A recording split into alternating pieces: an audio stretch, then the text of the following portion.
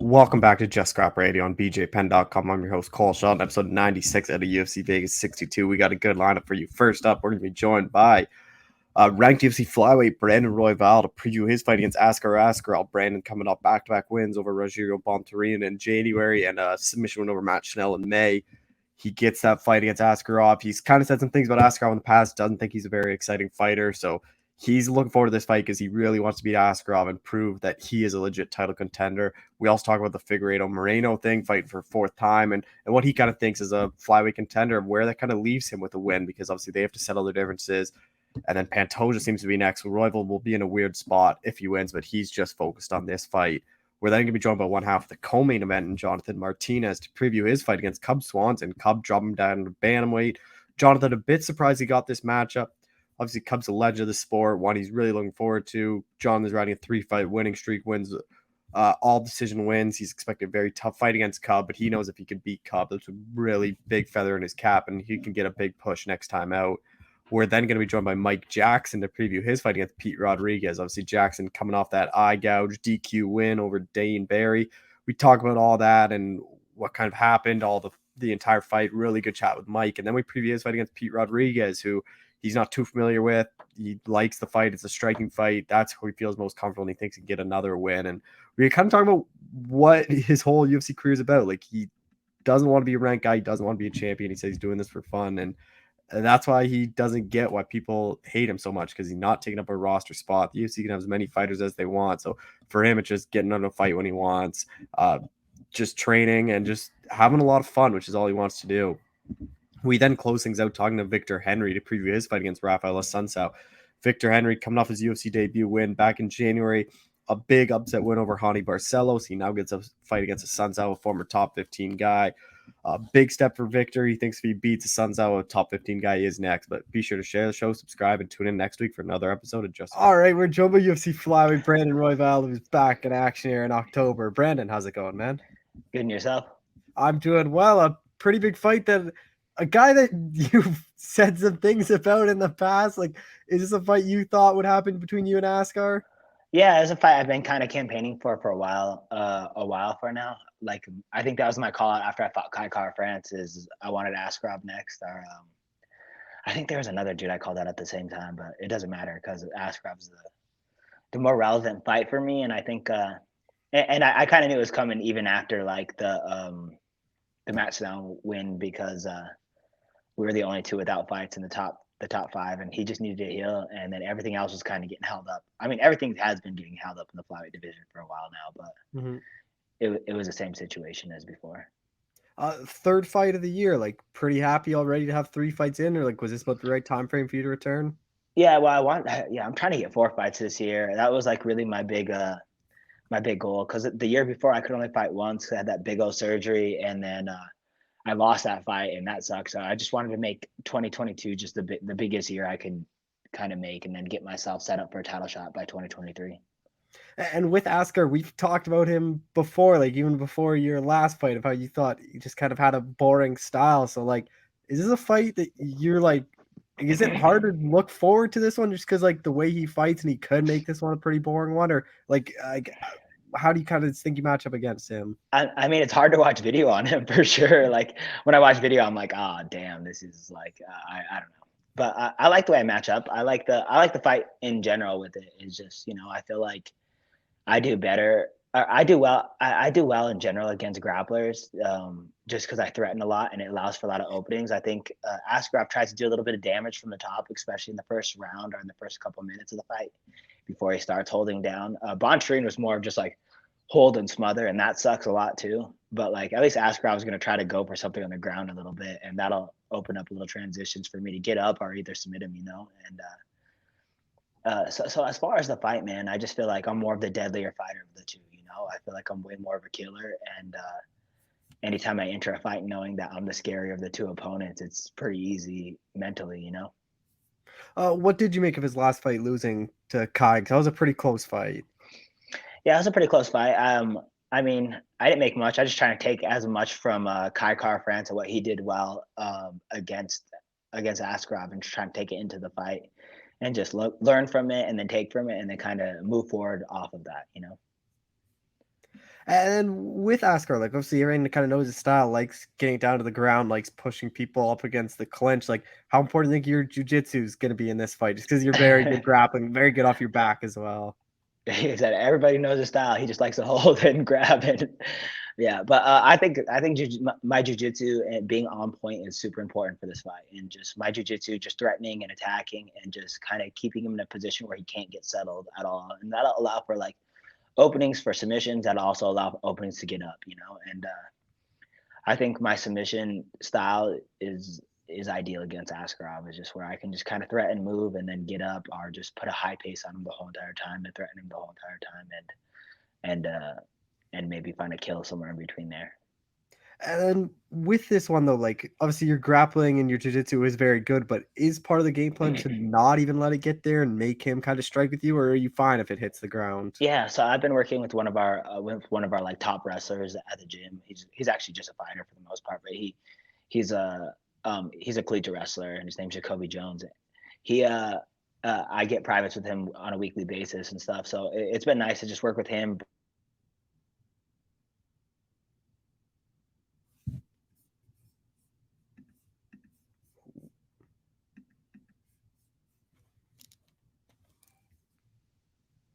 Can Oh, you I hear me lost now? you there for a bit. Yeah, I got you now. Okay, cool. I don't know what happened.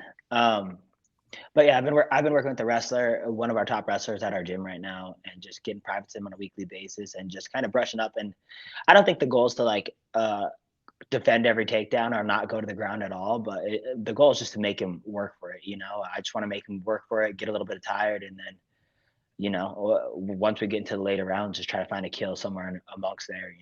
The first round's probably going to be the hardest with a guy like Askarov, where he's going to come out strong, be a little bit stronger, and then get those good grips. But I just want to make him work the whole entire time for everything he's going for. If he wants to take down, I want him to fight for it. And I want to quit giving up these easy takedowns in these fights. I've been so willing to go fight off my back and then fight off the ground that like I pretty much give up a takedown in every fight, and I just don't really care. I just want to recover my guard. Where it's this fight, I think I'm gonna try to defend it a little bit, make him work, and then if it goes to the ground, so be it. But I just want him to make him work for it no matter what. Is there any working on like keeping your emotions in check just in case if he does do that for the first round where he just holds you up against the cage so you don't get like too angry and like force stuff just because you're getting angry that he's holed up against? That's so funny. It's been a little bit of an issue I had in the training camps, and like a little bit is that I get like super annoyed when someone's holding on to me and just grabbing and not doing anything. But we're preparing for it in camp, and that's really what's the most important is I'm recognizing these little positions where I'm like, this dude's not even trying to fight right now. Like he's just trying to grab onto me as tight as he can. And it's honestly something I've been dealing with my whole entire career is I attack so much and so much everywhere that I think people's game plan, like even if it wasn't originally in the fight, it turns into just like, okay, I'm just going to try to hold him, control him, and slow him down. And I think that kind of turns into a lot of people's game plan against me, anyways. So it's something I've been dealing with throughout my career. But yeah, it's definitely something I've been preparing for this fight. Just having strong dudes, all these 135ers I train with and get to go with, just grabbing me, getting a lock on me, and then just me trying to fight out of it the whole entire time, and then have a fresh guy come in and then do the same thing on that. So it's been something I've been working this whole entire training camp, but it's something that mainly throughout my career I have been having to deal with because I think people just try to hold on and grab on Mhm. and then just try to slow me down. And then you're back just at the apex, obviously not in front of fans isn't good, but then it's smaller octagon too. Like, is that a bit disappointing where you're gonna have less room to move and like be away from that cage? Yeah, I mean, I've only fought in the big octagon twice, and I think both times I was like, besides Kai, like when I fought Kai Car France, I was just kind of pressing him, so he had room to move around and all that stuff. But when I fought Matt Snell, him and I just started brawling in the middle. So I think I'm more used to just fighting in a small cage, anyways. And I'm not going to make it a factor. I'm not going to play too much into the thought process of that. But yeah, for sure.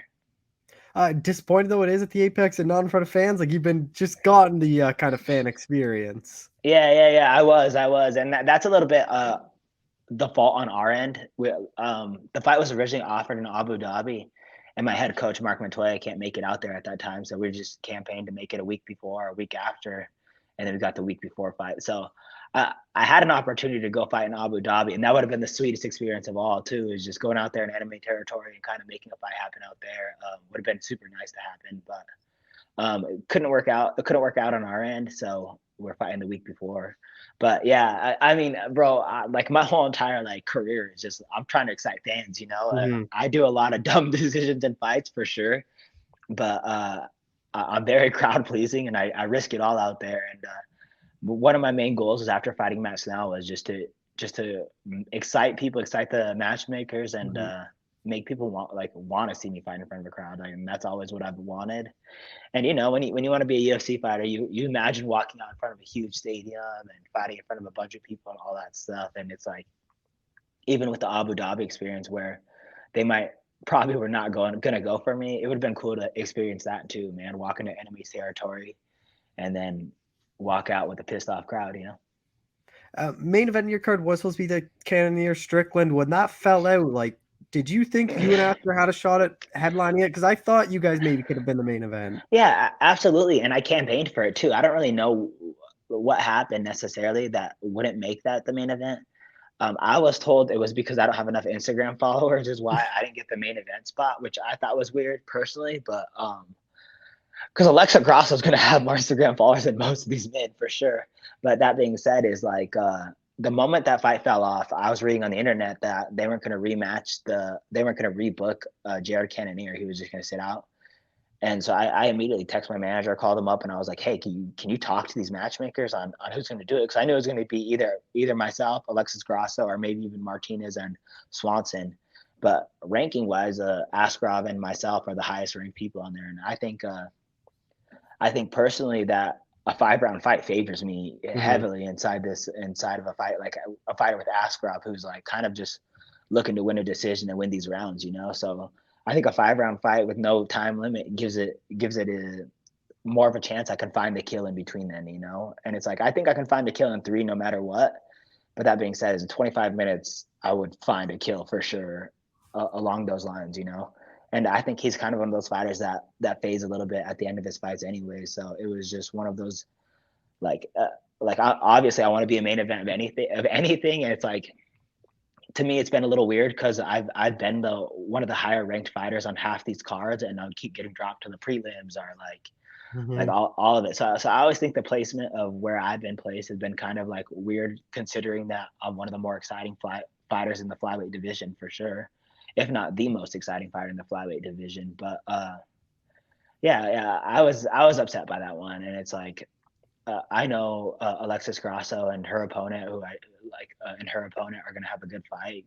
But that being said, is just I thought we were in a good position to main event that, and I would have loved the opportunity. And 5 rounds favors me in any fight. I think in any of these fights in the division, if it goes 5 rounds, I think that benefits me massively. So yeah, super upset by it, but I guess I'll just write it in my diary and move on.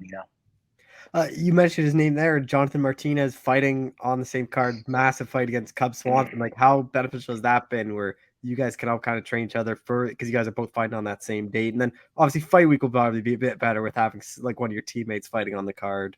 Yeah, because he's bringing out 2 of our teammates, so it's gonna be a big old party out there. We can all hang out and all that stuff. But preparing with Jonathan Martinez is the greatest, man. He's so fun and he's funny and he's the quietest dude on the mic or whatever in the interviews. He's not like where he thrives, but he's probably one of the funnier people I've ever met my whole entire life. And he's so fun to be around. And preparing with him, he's been working his ass off, and preparing side by side with him has been nothing but a pleasure, man. And I can't wait to go show out. Who I don't know who's going to go first in our fight, but if he goes first, I can't wait to watch him do his thing before I fight. And then if I go first, I just want to.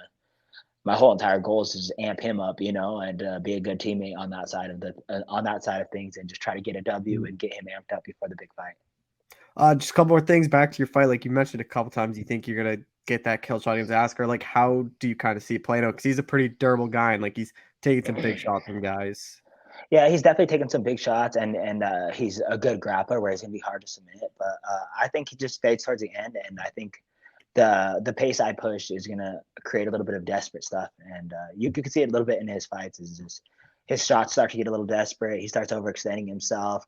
He's a pretty sloppy striker, I would say, and just like everything is pretty much the same 2 things. And I think I'll be able to time fairly easily. And then, especially towards the end of those fights, or the end of the first round, is just where I could start picking up and changing things for myself for sure. So it's like I don't necessarily see any specific finish, but I think I'm capable of finishing him on the feet and the ground. So it's a good opportunity for me to show out that. He is ranked 4, you're ranked 5, but like, what do you think a win does to you? Just because you're in kind of a weird spot, because the whole top of the division is a weird spot. Like, just because no one really knows when Yeah. Figueiredo Moreno is going to happen, then obviously Pantoja's going to be after So that, and then the only other guy ahead of you, which still doesn't really make sense, is Kai because you have that win over him. But like, you fought all those guys. Like, what do you even think a win here does? yeah. I think the win over me, and especially if I get a finish, and that's the only thing I'm looking for in this fight is to get a finish. Is it X-nays the only loss that I have in the UFC, and that's against Pantoja. Is Pantoja lost to Askarov, and if I go out there and finish and make a statement on Askarov, I think that puts me in a good position to either rematch Pantoja on the same card that Figgy and Moreno are fighting on, or it gives me a good opportunity to leapfrog him. But it's like I for sure, if I beat Askarov, jump Kai Car France and Askarov right after that, so I'll be number 3 or something of that sort, you know.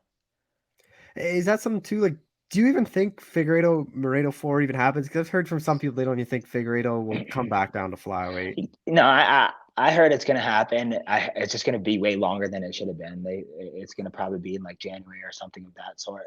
I heard it's gonna happen, but I heard that it's gonna happen in Brazil. And I think if I go out there and starch Askarov, or I go out there and submit Askarov, I think Pantoja Royval should be in that underfight for the Brazil Mm. card.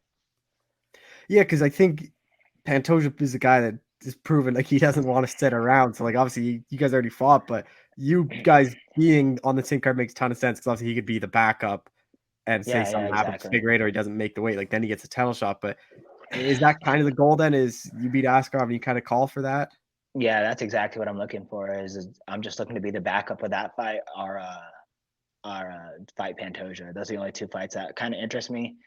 Because if they're gonna fuck around and do the Figgy Moreno fight for the 15th time, then and keep Pantoja out of it, then it's like that guy's gonna be sitting for like half a year, and that sucks. You know, I've been in that situation where I had to sit, and it's not fun, and you just want more action no matter what. So I'm sure he's gonna be one of those guys that just wants to be back in the race and trying to make things happen.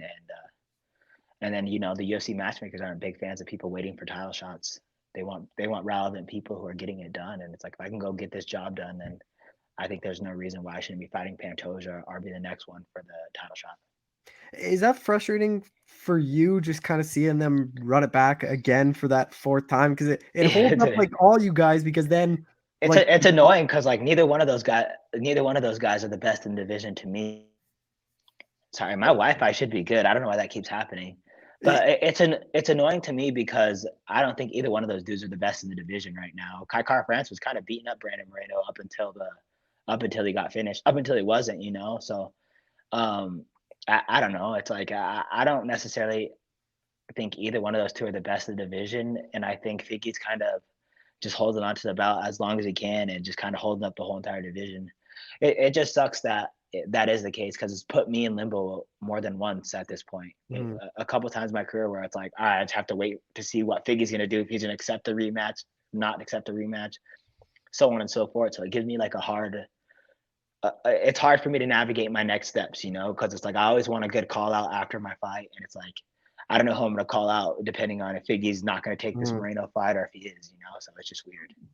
And even when they did that interim, like I thought it was weird. It was Moreno Car France, and Pantoja was on the card, who has 2 wins over Moreno and beat Car France. Like I thought he should have Yeah. been at least one half of that interim title fight. 100%. It's weird that it's weird that they kind of kept him out of it. But I think Kai Car France has a lot of like fans based off him just being like a QE and them just kind of sticking together. So I think he has a huge fan base that allowed him to kind of win that title shot or get to that title shot. But that being said, is if we're talking about who earned it and who deserves that next title shot, it was definitely Pantoja. And just last thing, I'll kind of touch on there, but like, what is the goal then? Like you talked about trying to get 4 fights in this year, but then maybe if they do a title fight in January, like maybe fight January. So like, what is kind of the goal then for the rest of this year?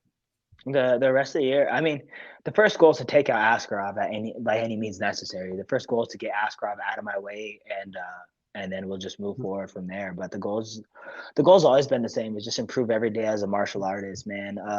I like the fact that I'm close to a title shot. I like the fact that I'm ranked number 5. I like the fact that I'm in the UFC and that it's allowed me these like little privileges and bought me a house and all these cool little things. But that being said, is I'm a lifelong martial artist and I just love the sport. So it's like, and no matter what, no matter how, even if I went for the UFC or had 0 fights, I was gonna try to improve as a martial artist on a daily basis anyway. So the goal is just to get better, add more tools to my toolbox, and then just and then use it whenever it's time to do it. But up until then, it's just sharpen these tools, you know.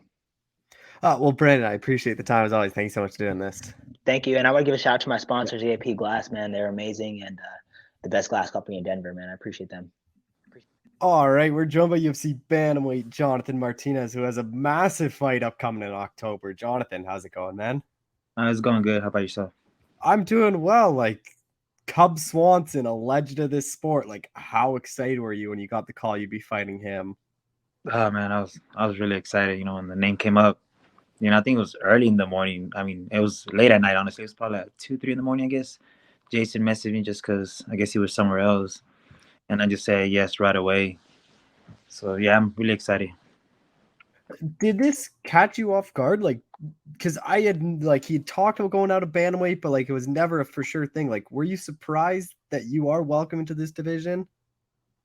Yeah, I was surprised him going down this late in his career, but and I'm glad I'm the one who's gonna welcome him to the 135 division. Yeah, like he is getting older, and like it's obviously harder to cut weight when you get older. Like, how do you think he's gonna do at 35? Because that is like it's still 10 pounds, but when you guys are like as little, like it's a big difference of when you go on like 85 to 70 or whatever compared to just 45 to 35, just because there's less body fat. Like, how do you think he will do at 35? I don't know, man. This division is a hard division. I feel like the 135 division is one of the hardest divisions in the UFC right now. So I don't know. When we talked after your last fight, you were saying hopefully a ranked opponent. I know this isn't a ranked guy, but like, is this basically the next best thing then for you? Oh yeah, a name with Cub Swanson. It's pretty good too. I'm a big fan of him. And now I'm getting to fight him, so it's pretty good. You're only 28 too. Like, so, like, did you kind of just grow up watching Cub fight then, and like the WEC and all that? Yeah, I wasn't even thinking about fighting when I was watching him in the WEC. I remember just watching. I was like, man, he's an exciting fighter. How crazy is it that you are fighting him? Like when you kind of grew up watching him, probably like looking up to him a bit. Yeah, that's pretty cool. Like I'm excited, and just once the doors closes, it's a different thing. I know when we talked before the Almeida fight, like you said something similar, how you kind of grew up watching Almeida, so it was cool to fight him. Like, is this a bit different though, just because Cub is a much bigger name than what Almeida was? No, it's not the same thing. It's like you just got to go in there, do the work, and it's just another name. Do you think that Almeida fight helps you prepare for this one though, so you don't get like starstruck when you're in there? Or it's not like, oh shit, like I'm fighting Cub Swanson, like this guy that I've been watching for years. Yeah, I feel like one thing about me that when I'm in there is just I just gotta have a job to do, so I just forget about everything in there. So I don't think about it as much as other people. Like, oh yeah, he's across. Nah, I just go in there and do the work and in and out. And then you work with a lot of good guys like Chris Gutierrez is this guy you work with all the time. Like, is that based like is it the same kind of crew you're working with, or are you switching things up for this one? Yeah, well, I got the same. I got Chris Gutierrez, I got Yusuf Salah, I got Oscar. Brandon's in that card too. So it's a lot of good talent over here. Help me out, get ready. Yeah, you like that how you and Brandon are on the same card and you guys are fighting on that same date? Oh yeah, I like it. It's like it's pretty cool because every time he corners me, he thinks he's like my older brother and stuff like that. So it's pretty cool. With Cobb, like, how do you think you match up against him? I feel like I match up perfect. You know what I mean? Like, his style, my style, so it'd be pretty good. And what have you made of his recent run? Like, I think he's like 2-5 or something. But you look at the guys he lost to. It's like Shane Burgos, Moicano, Edgar, Ortega, and Giga. Like, they're still only like the top guys are beating him. Yeah. Yeah, he's lost to top good competition, but and there's a different weight class. Our weight class is a lot faster, so he'll see it and stuff. Your speed, like, do you think that's going to play a big role in this? Is the speed and power, like, probably like the power? Probably he's fought a lot of good like heavy hitters at 45, but just like it's kind of a different kind of power and speed at 35. Like, do you think that's going to play a big role in it? Yeah, I think that's gonna play a big role. It's gonna be a lot different. It's gonna be different than small guys can move. So wide could move. So we'll see. And then leg kicks are a big part of it too. Like, is that something you're going to plan to use for this one? Yeah, pretty much. Leg kicks, whatever. So. And if he throws like leg kicks back, like you train with Gutierrez like every day, who's probably one of the best leg kickers in the UFC, like going into a fight, like do those leg kicks like not even really impact you that much just because you're training with Chris and how heavy he throws his? Yeah, like I got a lot of like Chris, Yusef, they're really good kickers and stuff, So we kick all the time. So, I feel like no one in that division really kicks like these guys. So with Cub, like how do you kind of see it playing out? Like we did see Giga finish him, but other than that, like he is pretty tough to finish. yeah, he is a tough opponent. I'm training my ass off and stuff, and I'll be prepared to get my hand raised, and I know he is too. So so it should be good. Are you expected to go the distance, or do you think you can get him out of there? I don't like to say stuff like that, so we'll just see what happens. With this one, like obviously this is probably the biggest fight in your UFC career. Like you get past Cub, like where do you think that puts you? Like I think it's either a ranked guy or in the rankings after this one. Yeah, hopefully, I think it will be in the rankings too, and then get a ranked opponent, so it'll be good. At the Apex though, too, a bit disappointed with that. Just at the Apex, or you like it? No, I don't like it. I need the crowd, my family's been wanting to see me, got friends, and just it just sucks fighting there. Yeah, would have been the Uwal fight. Would that have been the last time you fought in front of fans? I think the last time is I don't even remember. It's been a long time for you. Like some guys at least get like one in front of fans. Like you've basically just been at the Apex. Yeah, I've been at the Apex. So. With this one though, like with having Brandon on fight week, like does that just make it more enjoyable? Like having a guy, one of your close teammates and training partners with you, and like can help cut weight and all that together. Yeah, it's gonna be good. It's gonna be pretty good because I'm having Chris in my corner and then my brother. Mm-hmm. So so it's gonna be fun. I like to have fun in fight week. So early October, you're fighting. Like, you think this is probably it for you then this year? Or you hoping maybe you can squeeze one more in? Squeeze one more in December or something. So in front of fans though, like maybe you finish Cub, like maybe you make a big statement and you give them no choice to put you in front of fans. Yeah, hopefully that's the plan. Just last thing, like you care who's next, or is it just kind of focus on Cub and worry about that whenever it gets there? Right now, I'm just focused on Cub and stuff, and then later on, see what happens and stuff. Well, Jonathan, I appreciate the time as always. Thanks so much for doing this. All right, we're joined by UFC welterweight Mike Jackson, who's back in action here pretty soon. Mike, how's it going, man? It's going well. How are you? I'm doing well. Like, before we get into this one, I just want to touch on your last fight. Like, what a kind of weird fight. Like, the whole thing where you guys were booked, like, it felt like about a million times before it finally happened. Like, right. That whole fight, like, how kind of weird was that for you? Dude, the whole thing was crazy, man. From the beginning of him, him hopping in the DMs and essentially begging for the fight, right? He was like, "Hey, my management got your name. Are you even fighting still? Like, what's up?" And I was coming off the couch at the time, and so I was like, you know what? I had already anticipated get back in there. Let me get in training because he wanted something like September 2020 or some shit like that. And then I was like, man, maybe like November, December.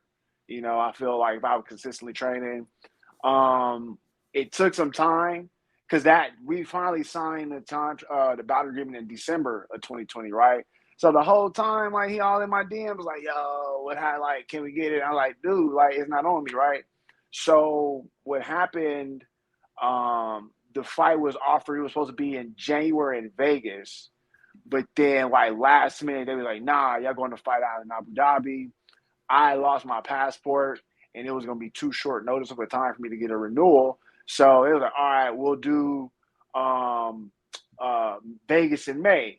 And then we had like another lockdown. So like people talk about like all these, it's just like it was life in the moment. Like we were going through a pandemic, right? And there are all these ups and downs. Like the pandemic caused it to have to go to Abu Dhabi in the first place, right? Like that wouldn't have been over there initially, you know what I'm saying? And then the lockdown caused him not to. So it was a whole just shit show, right? But we finally got it to happen because again, he was all done, yo, like, can we do what you gotta do? I'm like, yo, like you got a whole management team, bro. Like, stop messaging me, right? So we finally get it, you know, signed and everything. We get a day. I'm running into him like fight week was kind of interesting because I'm running into him at the PI and stuff. And you know me, I don't like this is business. Like I don't hate you or nothing like that. You know, we just going out, get into a fist fight, you know what I mean? And that'd be the end of it. But he was like real weird about it. Like I would see him and like he was just like, oh, I'll run into you again. I'm like, we're like we all in the same spot. Like, would you? Yeah, I'm gonna run into you. We got this whole week here. And then I ran up to him in front of the smoothie bar one day, and I got a picture. Somebody got a picture of us, like, so it was like from our profile, and so you can see the size difference, right? So we're having a conversation, and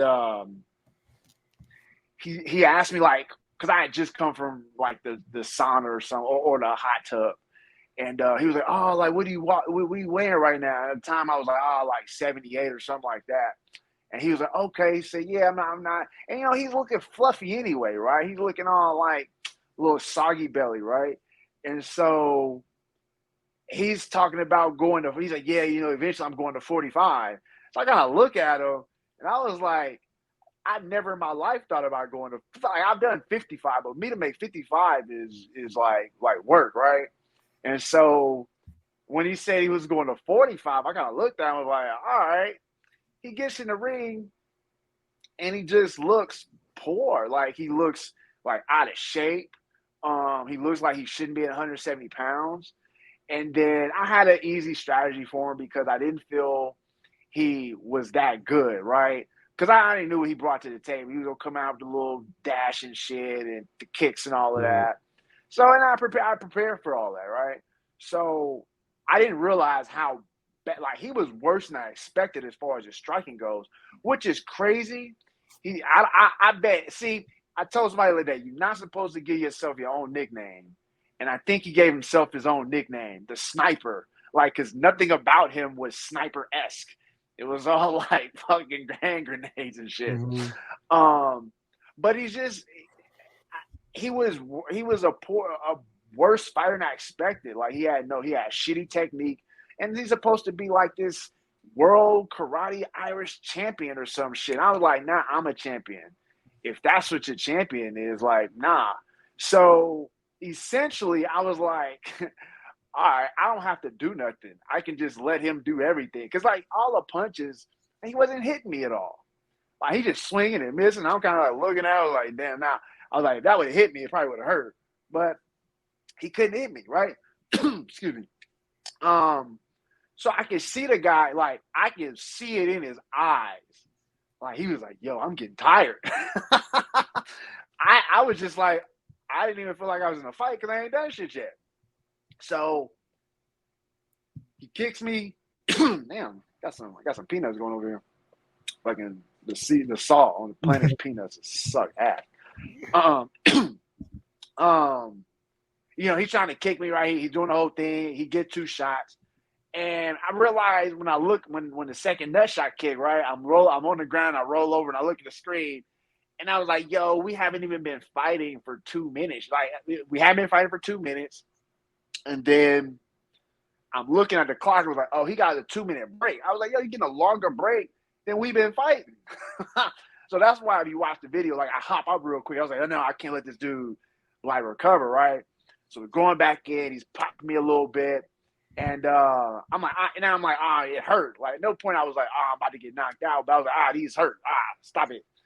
And then the eye gouge comes. Yeah. And I'm like, bro, what is this? To the point though, he wasn't ready. He wasn't prepared as a professional.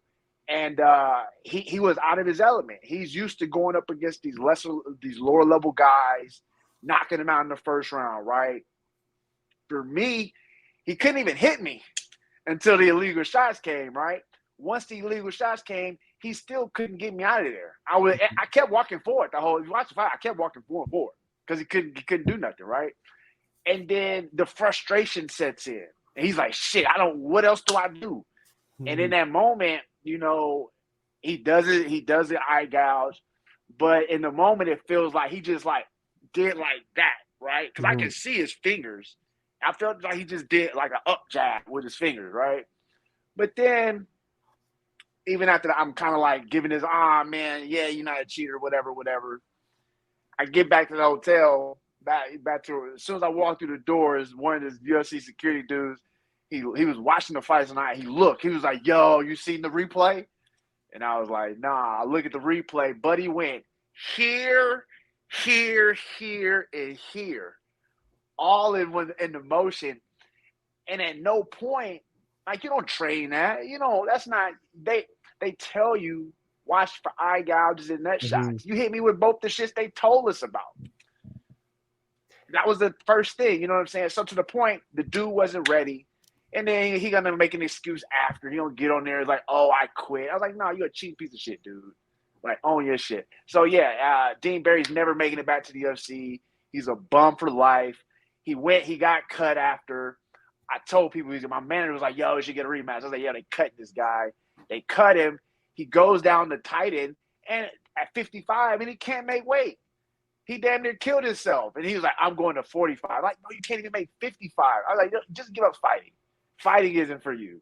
Go be a karate instructor somewhere and open a dojo. Fuck Dean Barry.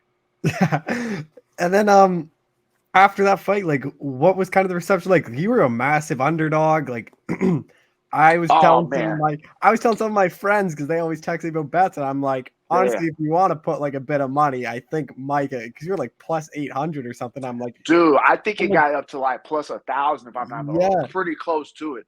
And, a bunch of people was just like, yo, you want me so much money? I changed people's lives that day with my fight. After that fight, like, well, before that fight too, like when we did our interview, you kind of said you were coming back for the shits and giggles. Like after that one, like, did you think you were going to fight again this soon, or was it always just kind of see whatever the UFC? No, honestly, I did. But I always felt it was going to be, I knew it was going to be, and it was going to have like these certain special moments, right? It has to be like the right fighter.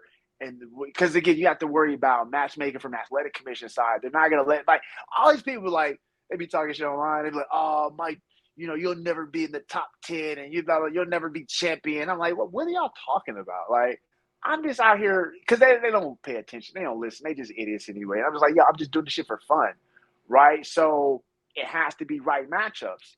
And you never know. Like, I would ideally would like to get it real, like the format where we got now to fight. It worked out beautifully. I'm still in the gym. I'm still active.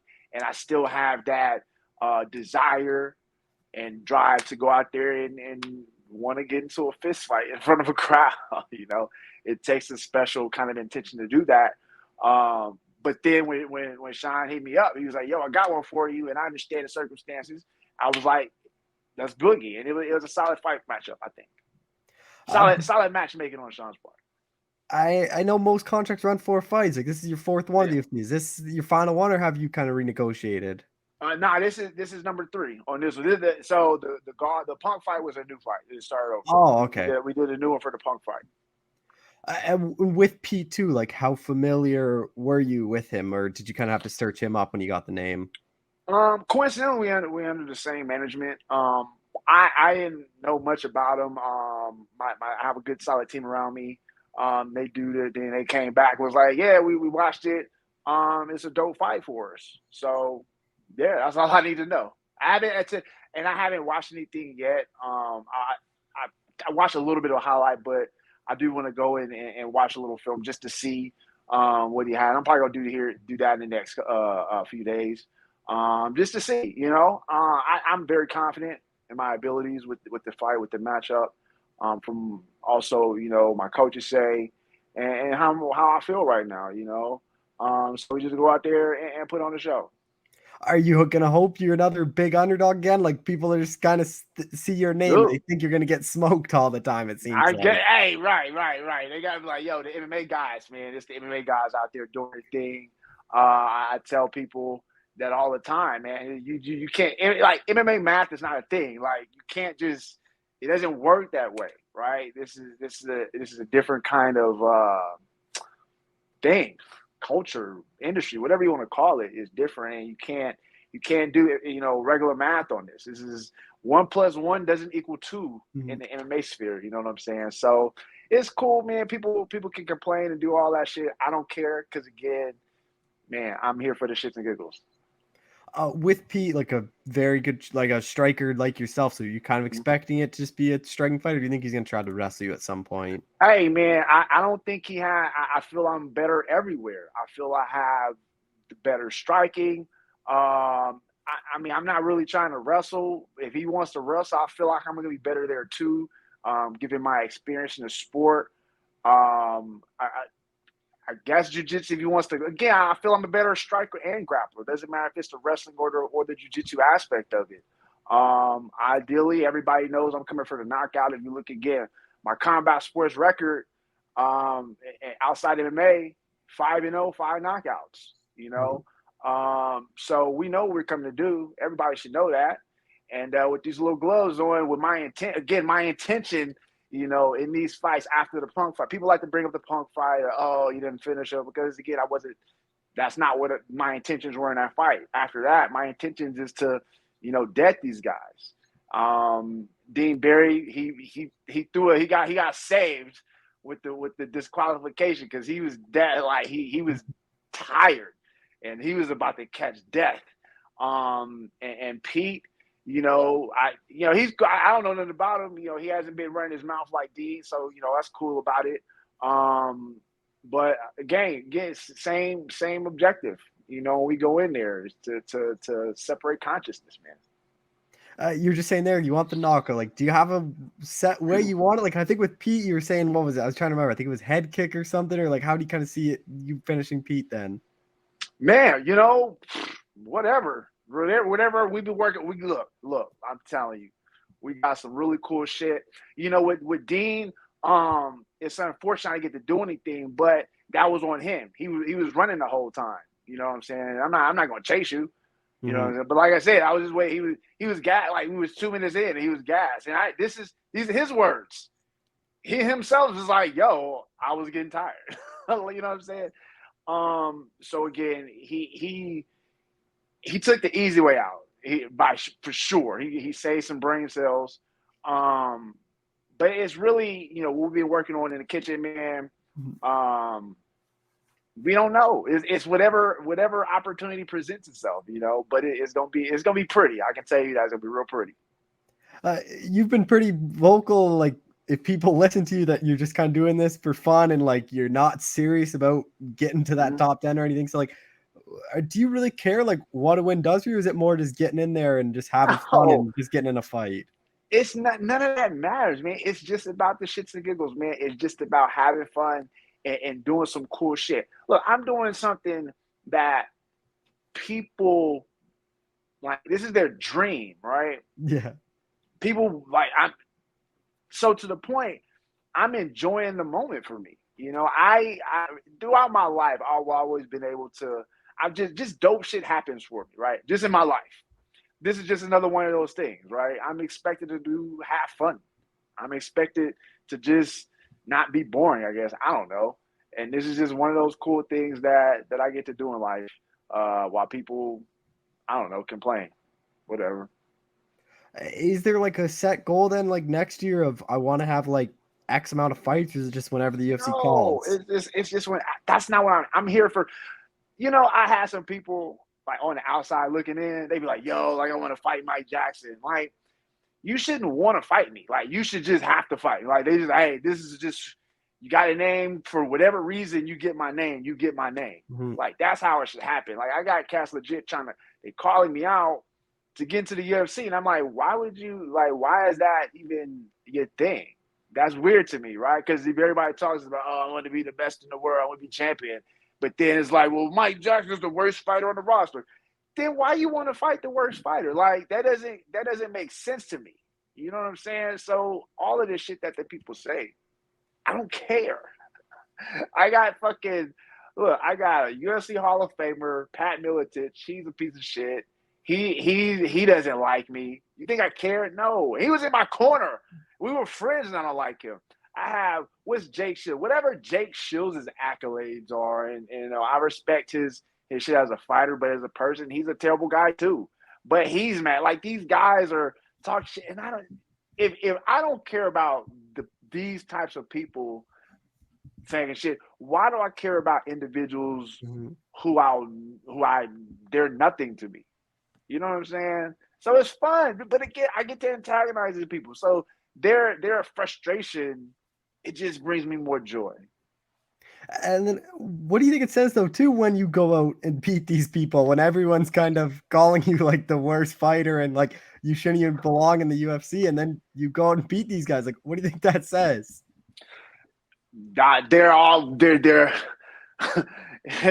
these people are all flustered in their heads because they can't compute. Their brain is trying to fathom what is going on right now. And they're like, this is not real. Why is it happening? But that's just what it is, and they got to deal with it. They get so upset. Like, it's hilarious. It is hilarious to me, like, how just people get in my presence. You know what I'm saying? But the crazy thing is, like, my peers, I get the respect. You know, they understand what's going on, right? It's just the outsiders looking in. And that's even crazy. It's like, y'all on the outside. Why do you care? But they do. And because they do, and I know they do, I get joy out of antagonizing because I know they care that much. And I don't get why they care, because it's not like you're taking up someone's spot, because it's not like the UFC can only have, it's not like the UFC says, like, we can only have 400 fighters and like you're number 400 or whatever. Like, they can have as many fighters as they want. Like, you're not taking anyone's spot. That's exactly what I'm saying. It doesn't make sense. And because it doesn't make sense, I don't have to respect it. That's why I don't, people talk all this shit, and I almost got banned on the MMA Reddit because of people like, that was wild too. Like, someone had posted a fight, and then the trolls went in. And so I'm like, yo, y'all people are essentially hoping like I get severe brain damage. Yo, it's not like that. They're not in there just saying, oh, like, I hope he loses. They're like, no, I hope he gets knocked the fuck out. So if that's your way of thinking, you got to understand that I'm going to say some mean shit back to you. You can't be like, I hope this dude damn near dies in fighting, and then just be like, all right, yeah, cool, I'm going to take that. No, it doesn't work that way. And that's how all these people are. They get these ideas and they feel they can just say whatever with no repercussions or consequences. Like, nah. And then I'll say a little word or two, and they be all in their feelings. And I'm like, see, y'all in the wrong industry.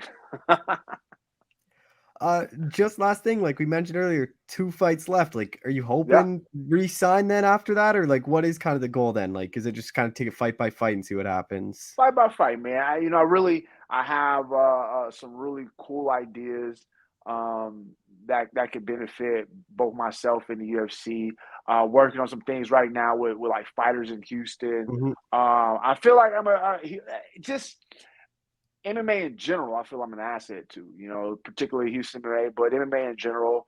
Whether it's the fighting aspect, whether it's the outside content creative aspect of it, I just feel I'm a huge asset to it. So, whether it's in the fighting side of it, we're gonna take it fight by fight. Whether it's on the outside, I think we're gonna do some dope stuff. Well, Mike, I appreciate the time as always. Thank you so much for doing this. Appreciate you. All right, we're joined by UFC bantamweight Victor Henry, who's finally back in action here pretty soon. Victor, how's it going, man? I'm chilling, man. Just losing this weight. I'm getting my weight into a good position, so it's not a struggle at the end, and making sure that everything goes right according to plan, man. You obviously debuted in January, like pulled off the big upset, beating Raoni Barcelos. Like, what kind of took so long to get you back in there? Because I think this is a lot longer wait than people kind of thought. Yeah, I was nursing a couple injuries that happened here and there. Not major injuries, just training. The little things happen in the training room. You got to kind of nurse yourself back to a good health and a good fighting condition. But when it comes to these kinds of fights, you can't rush, because if you have a product that's worth selling, you can't just sell it to everybody. But at the same time, of course, you got to appease the fans, and you have to go out there and you have to make a name for yourself. The fight that I had with Barcelos was a tough fight. It wasn't a snooze fest, that's for sure. I mean, I'm sure that everybody liked it. I gotta really make sure I have to go in when I'm ready, and I can't do things in haste, because that's when things go bad. And then with Rafael Assunção, like, how excited were you when you got this matchup? Because this is a guy that's been around the sport for a long time. Yeah, so one of my old training partners, Pedro Munoz, that was his first fight into the UFC, and Pedro lost the first one, won the second one, and now here I am. I'm about to fight Assunção, and even though it's not my first fight in the UFC, it's still he's the highest ranked that I've fought in the UFC. I mean, I don't know if Barcelos is ranked higher, but Assunção is he's got a world of experience. He's going to be dangerous in all aspects. His most recent fights haven't been his, but that just means that I think he's going to come out there with more to gain. Everybody's expecting him that he's just going to roll over and die, but I don't think that's going to be the case at all. I think that everything he throws is going to be with the intent of, maybe this is my last shot, so I have to make it count. He is on a 4-fight losing streak. Like, what do you make of that run? Because obviously it is 4 losses in a row, but then you look at the guys he's losing to. It's Marlon Moraes, Corey Sandhagen, Cody Garbrandt, and Ricky Simone. Like, all those guys are top 15 guys in the weight class. Yeah, that only shows that where the UFC is kind of pushing. That only shows where the UFC is kind of pushing me. If they think that I'm on par with those guys, then I'm cool with that. And I'm more than willing to oblige, of course, and get those fights.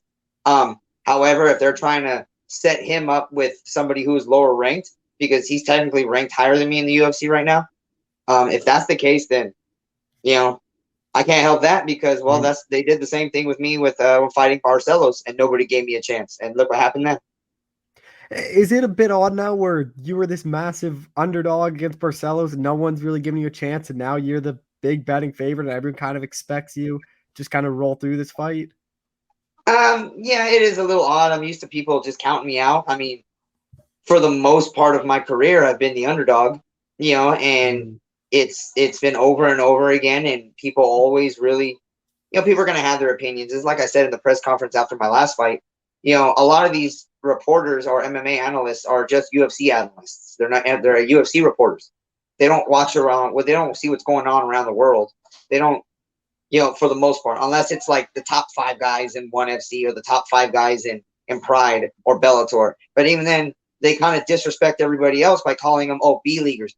We'll make some B-leaguers. I think the top 5 in any organization is going to be massively tough to fight anyways. If you got the top 5 in every top organization, I think that there would obviously be one champion.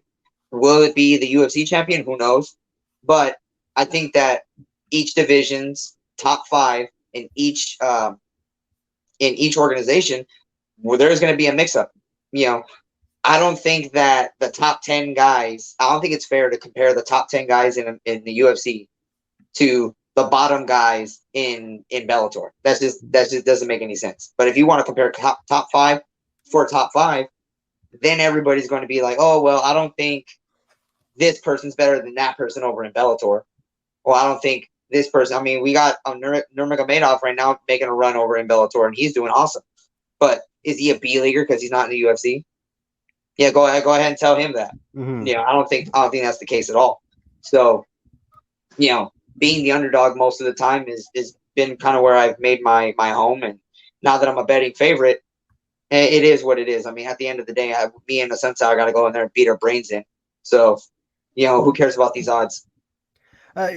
Even though this is just your second UFC fight, like you obviously have a ton of experience, fought a lot of guys that have gone on to be in the UFC, but like I know you're close to Josh Barnett. Like how much have you relied on him kind of during this past like year and a bit now that you're finally in the UFC and kind of talking about him and his run?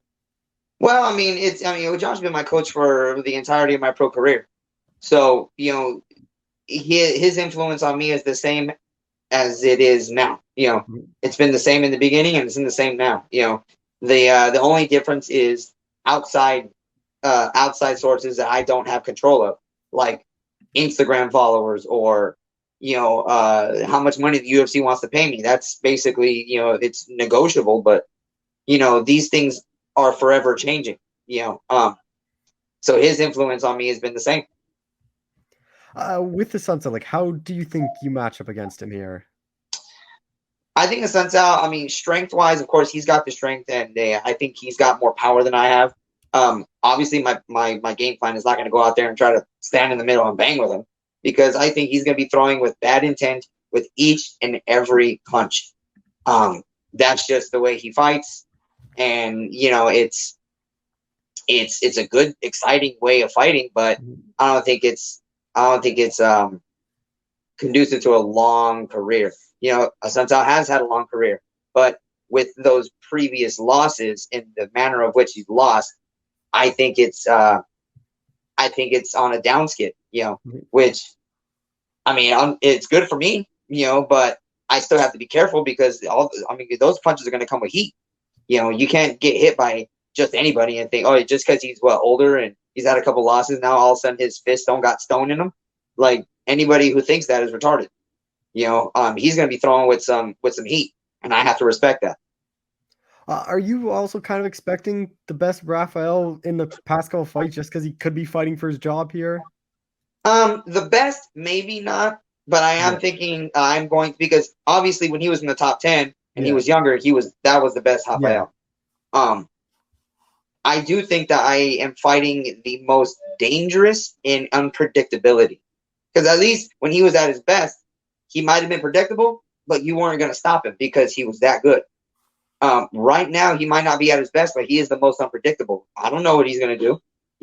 Is he going to go out there and try to press me up against the cage and stop my movement? Probably. But is he going to try to knock my head off because he's thinking that I'm expecting him to just push me against the fence? Who knows? There's a lot of cases to be made about each kind of fighting style that he can do, but that's exactly the reason why I think I'm going up against a cornered person, because he probably knows that his job is on the line, and he's going to come out there with every intent to finish this fight or to make it boring and press me up against the cage. So it's, who knows what he's going to do, but I know he's going to do it to the best of his ability, and it's on me to capitalize on it. Are you a bit disappointed just at the Apex? Like, you debut in California, like in front of fans, and now you're just at the Apex and not a whole lot of crowd. Like, it's a complete 180 of how your debut to this fight is. Not at all. The Apex. Recent history would show like why the Apex was even built. The Apex Arena was built because the pandemic happened and the UFC needed to throw these fights in order to make money, because they are a business that needs to make money. To be fighting in the Apex and for millions of people that are watching on free TV, that's a great opportunity. Fighting on a pay-per-view card is great. It's a good feather in your cap. To be the main event on that would have been great, on a pay-per-view, but I'm not there yet. To be the featured fight on the prelim, that was unexpected because, of course, a fight pulled out. But it was still cool to fight in front of my home, my hometown and everything. But not everybody bought that pay-per-view. I think more people are going to watch this fight because it's free on TV. People are just going to be sitting down and, oh, hey, we got the main event. We got the pay-per-view coming up in Dubai next week, so let's watch this UFC fight night over at the Apex. Arenas, crowds, betting odds, all those things are outside of my control. The only thing that I control is what my game plan to fight somebody, and no matter where it's at, it's always going to be the same thing. The guy across from you is going to try to punch your nose through your butthole, and that's what it is. Again, I fought in Russia, and guess what? They try to do the same thing. I fought in Japan. They try to do the same thing. I've been around the world a couple times, and everywhere you go, the person across from you, guess what, is trying to punch your face in. Doesn't matter what the arena is. Doesn't matter what kind of cage it is. With Rafael, like we've seen him be submitted, we've seen him get knocked out. Like you're very well rounded with your finishes. Like how do you kind of see yourself winning this one? My TKO. I mean, I should have finished Pauni Barcelos in the first round. I made a crucial error that didn't cost me the fight, luckily, but it made me fight 10 extra minutes. I had him rocked in the first round, doing the stanky leg, doing the chicken dance, and I got too overzealous and I clinched, which didn't allow me to actually have full extension and full range on the pop of my punches. So theoretically, I fought an extra 10 minutes for free. I should have finished that fight in the first round with a TKO, which of course nobody claimed. I mean, nobody would have imagined. People would have made more money off me if that were to happen. But I think that if I have enough power to finish, if I have enough power to rock Pauni and almost finish him, seeing how he's never been knocked out, I think that I have enough power to finish, a Sun Sal. Yeah, I was just saying, like, Rafael's been a guy that's been ranked. Like, he's not ranked now, but where do you think a win puts you, especially if you go out there and finish him? I think it really depends on the performance that I have. It can knock me back a few pegs if I fight like trash, but I also think it could move me forward if I go out there and I put on an impressive performance. With a win over a Sun Sal, I'm thinking in the fans' eyes, it doesn't do much because it's like, oh well, he's on a back skid, or what did Victor Henry do that previous people didn't just do? So, unfortunately, the MMA fans have a very short memory and they have reasoning behind things. I mean, but it is what it is. Without the fans, we are really nothing. But so you have to go out there with the idea that I'm going to put on the best show possible. That way, the fans love it because those are the people that matter. Because if the fans love it, the UFC loves it because they got to make money. So I have to go out there. I have to finish a fight in an impressive way that is that's going to have the fans wanting more. So I figure that it's going to move me greatly if I win. But if I lose, then it sets me back a bunch. It's like, how are you going to lose against that guy? Which I think is unfair to a Sun Sal because, of course, he's done a lot of great things. So do you think you're kind of in like almost like a no-win situation? Because like you beat a Sun Sal, everyone goes, oh yeah, Sun Sal's washed. Like, of course he beat him. And say like he goes out there and beats you. It's like you kind of mentioned, it sets you back a ton. Yeah, I mean, it's low reward, high risk. Mm-hmm. But these are the situations that you're put in. Sometimes you have to do a job that is not that great, but it's part of the job. Out of the list that the UFC gave me to fight, Sun Sal was the highest ranked, and it just worked out that way. So would the fans have rather me fight somebody who was lower ranked or higher? I mean, for me, I'm trying to get I'm on. There's no mistake. There's no reason to be in this sport if you're not trying to be the best and get to the top. How do you get to the top? By fighting a bunch of people that nobody knows about, or by fighting names. And it's fighting names that get you there. Just last thing, like middle of October, you're fighting. So like, what is kind of the goal then? Like, do you think this is probably it then for this year, and you're probably just looking ahead to early next year? You know what? It really depends on this fight. If I go out there and have a hard, unnecessary fight, then maybe. But I don't think it should be. I don't think it's going to be a physically tough fight. Of course, we're both going to get tired because that's just the nature of fights. But if I'm healthy enough, then I can see myself getting back in there in December again. I don't plan. Nobody plans on getting injured, but the big break between my last fight and now was kind of a necessary evil. Like go to the gym, do what you need to do. And of course, when you get injured, it sucks, but it is what it is. But if I stay relatively uninjured and if I get a fight offer that makes sense and it's a great opportunity, then I can see myself fighting real soon. Well, Victor, that's all I have for you. Thank you so much for doing this. I really appreciate it. Man, I appreciate it. I'm sorry about everything going awry and everything, but we finally got this thing done, and I'm happy I was able to. Thanks for having me, man. No problem. Talk soon. Bye.